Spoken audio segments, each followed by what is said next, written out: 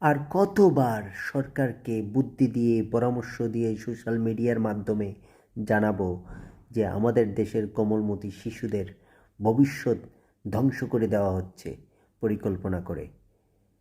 সবাই কি শহরে এসে লেখাপড়া করতে পারে? গ্রামের রাস্তাঘাট উন্নয়ন কোনো কিছুই গ্রামগঞ্জে হয় না। সরকারের পক্ষ থেকে কোনো কিছুই ভালোভাবে বরাদ্দ হয় না। শিক্ষা ব্যবস্থা নেই।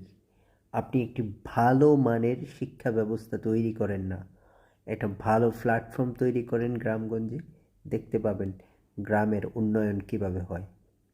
সব কিছু শহরে বহন করতে হবে কেন? সরকার হলেই যে শহরে থাকতে হবে এমনটা কেন? সরকারের জনবল নিয়ে বিভিন্ন ডিস্ট্রিক্ট ওয়াইজ যদি বসবাস করতো, ওই সমস্ত ডিস্ট্রিক্টগুলো ডেভেলপ হতো।